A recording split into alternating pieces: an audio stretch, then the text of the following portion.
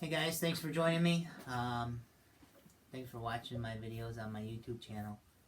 I wanted to do a quick video on my performance mods on the Orion RXB 250. I've been getting asked a lot of questions on the Orion RXB Facebook page and on Facebook Messenger, so I figured I'd do a quick little video and touch base on a few key points and answer some questions that seem to be pretty common.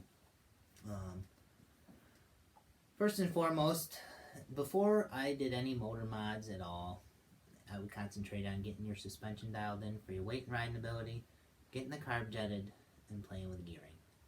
And gearing on the R model is, in my mind, is important because it shares the same sprockets as the L model, which was intended to be ridden on the street as a dual sport bike. So playing with the gearing on the R model is there's big improvements to be made. I'm running a 1250, and one of the other members, Dave, I think he was using a 48 or a 49. I know he just got a 12 tooth. I'm not sure if he's had a chance to try it out yet, but I'm sure he'll report back with some feedback once he gets a chance to ride his bike again. But gearing on the R model is that's important. There's a lot for, you know, a little bit of money. There's a lot to be had there. I've had a few questions about carburetor stuff. I'm using the 28 Nibby, which is basically the same carburetor as a Kian PE 28. They share the same jets, same float. Very easy to tune. It's just a good fit for this motor. It works good. Not too big, not too small. It seems almost perfect in my mind. I'm in New York, which is sea level.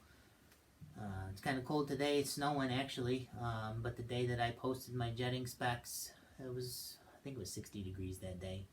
But that was a 45 Pilot, 130 main, 2 clips down on the needle, 2 1/4 turns out on the air screw, and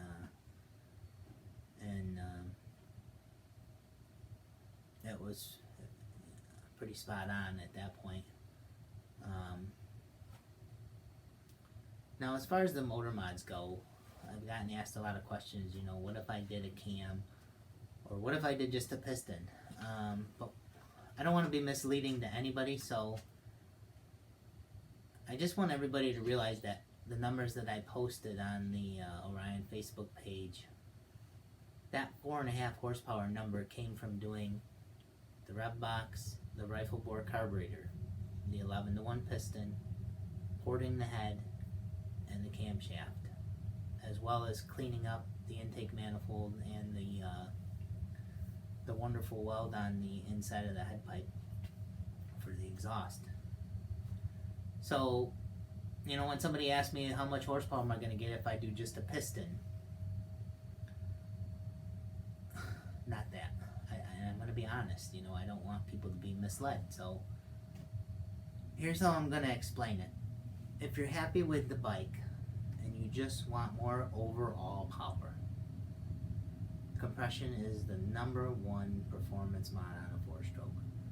So if you're happy with the way it works and you just want a little bit more, do a piston. Do the 11-to-1 Wiseco piston. Athena makes a big bore kit, which is 11-to-1 piston also. That kit allows it to be a true 240 cc's. That's like $280. It's the cylinder, the piston, and the gaskets. If you want your power to be in a different spot, meaning you want more torque, more mid-range, more top end, that's where the cam comes into play. So you really got to decide what you want and what you like and what you're using the bike for, where you're riding it. And that's how I want to answer this question, because I can't tell you how many horsepower you're going to get out of just putting a piston in the bike. For one, you know, there's too many variables. For one, you know, how is your bike jetted? Where are you riding it at? What fuel are you using? And throwing numbers out there is not, you know, not why I'm doing this. more than happy to do the head mods for you guys, or the card mods if you guys wanted to send the stuff up here. But my main point was those numbers were a package, and if you can only afford to do the piston, or you can only afford to do the cam, that's how I would split the two apart. If you like the way the power is on the bike, just do the piston. If you want more torque, more top end, do a cam. Just make sure you got all the other stuff done first, because that's the simple stuff. But most important, getting your suspension done, and jetting and gearing is way more important than any motor mod. Trying to keep this fun, keep it affordable, and just being honest with everybody that this is what you can get if you do all this stuff, and if you have to piece it together along the way and do one thing at a time, that's how I would split it up. And I don't want to keep the video going too long. I just wanted to touch base, and